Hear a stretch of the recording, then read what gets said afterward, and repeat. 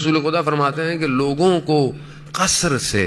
یعنی بڑے بڑے گھروں سے اور ان سے محبت زیادہ ہے، قبر کو بھول چکے ہیں۔ آج اب ہم دیکھیں دنیا بھی وہی بازار گرم کیے ہوئے بیٹھی ہوئی ہے، بلڈنگ بنا لو، جو ہے وہ کالونیاں، پلاٹ، یہ ساری چیزیں بنا لو، ٹھیک ہے، اچھی بات ہے، اللہ آپ کو دے، روایات ہے کہ خدا نے اگر آپ کو دیا ہے تو آپ کا گھر اچھا ہونا چاہیے، وہ روایات کہتی ہیں صحن بہتر ہونا چاہیے، بہرحال باب جو گھر کی روایات ہیں وہ ہیں، لیکن انسان ان چیزوں کی طرف کھنچا چلا جاتا ہے، ان محلوں کی طرف۔ دنیا کے بادشاہیں، حکومتیں کیا کرتی ہیں؟ جو بھی صاحب حکمراں آتا ہے وہ کیا کرتا ہے کہ اس کو ایک بڑے بڑے گھر چاہیے، بڑے بڑے، اور جب وہ اس میں جاتے ہیں تو یہ بھول جاتے ہیں کہ انہوں نے قبر کے اندر بھی جانا ہے کہ نہیں جانا۔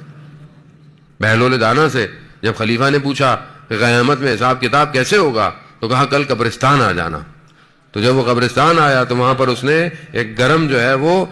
ایک ظرف سا لوہے کا، اس کے اندر آگ لگائی ہوئی تھی، کہا قیامت میں حساب کتاب ایسے ہوگا کہ اپنا نام اور جو دارائی ہے وہ اس گرم جو ہے وہ توا ٹائپ کی کوئی لوہے کی جگہ ہے، اس پہ کھڑے ہو کے بتانی ہے، تو جو ہے بتاؤ۔ اب کہا کہ پہلے تم چڑھو۔ اب وہ بہلول دانا جو تھے انہوں نے تو اپنا نام سا بتایا، دو چار چیزیں تھیں، نام لیا، واپس نیچے اتر آئے۔ بادشاہ سلامت جیسے اوپر چڑھے وہ عالی جناب اور اسی میں ہی ان کے پاؤں جو ہیں وہ جل گئے، تو وہ اپنی دارائی کیا بتاتے۔ تو عزیزان محترم، اس لیے عبد حقیر ہونا کمال ہے۔ ابھی لوگ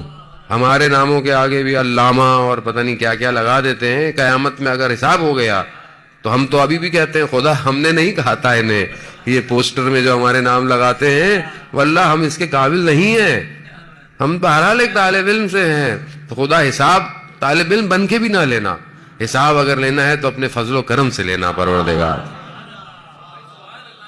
وزان محترم، خوب یہ رسول خدا کی حدیث ہے کہ لوگ کثر سے محلوں سے محبت میں ہیں